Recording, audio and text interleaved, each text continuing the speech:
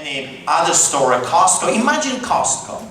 You walk in, and the only thing for sale is vinegar. Tens of thousands of bottles of vinegar. And you ask yourself, like, why vinegar? Well, because the Russians didn't want it. That was the one thing that the Russians didn't care for. So they were not stealing that from us. So Polish people had a variation of 10,000 bottles in the store. You can pick this one, you can pick this one. I remember the time when I was a little boy and my father came home and he said, there is a rumor.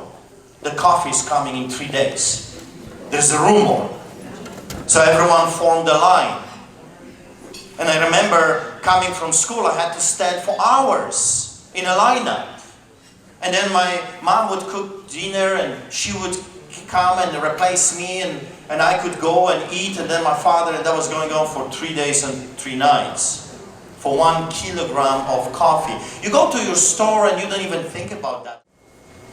You go to your gas station and you don't even think. I mean, now we are thinking about the prices, of course. But you don't think if there is going to be enough. In Poland, it was the government that was telling you how much gasoline you can buy. Imagine that. You can only buy so much. That sounds like 15-minute cities to me.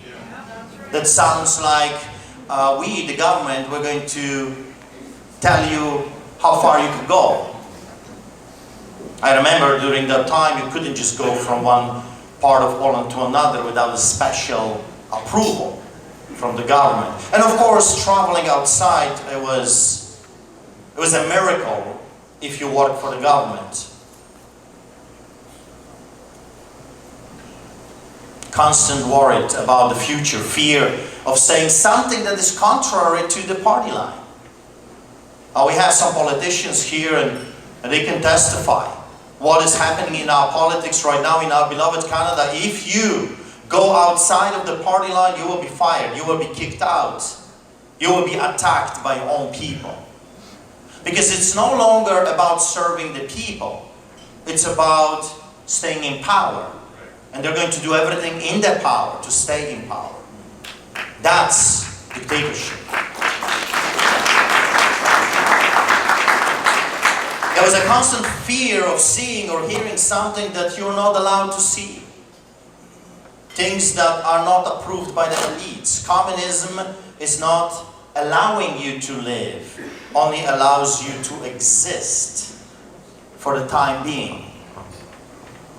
The very people that are telling you own nothing and you will be happy are the very ones that fly private jets to Davos, driving their SUVs and eating the most expensive steaks. Those are the people that are telling you you will own nothing. Why? Because they will own everything.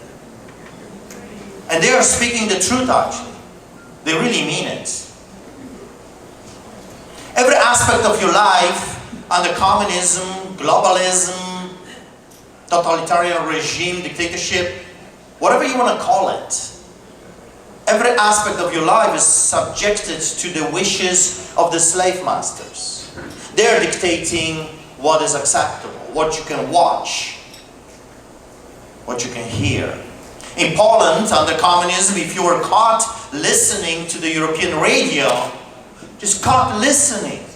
Even by mistake, if someone was listening and you were in the room, 5 years of imprisonment. And of course, the trials were just like the trials we have witnessed in our beloved Canada in the past few years. My trial was a show trial. I find it fascinating that a pastor was arrested. You know, I was the first one to be arrested within the Freedom Convoy, and I did not block anything, and I did not even bring a truck. I just showed up, just like today, on a private property and I delivered a sermon. Some people say it was a fiery one. The Crown Prosecutor accused me of causing Canadian economy over $400 million worth of damages. And my wife and my son look at me and says like, we didn't know you're so powerful. What say? Well, of course, this was vengeance. Because as you remember, I fought those devils every inch, every step of the way. From the very beginning, I became the first Canadian to get a COVID ticket in the beginning of 2020.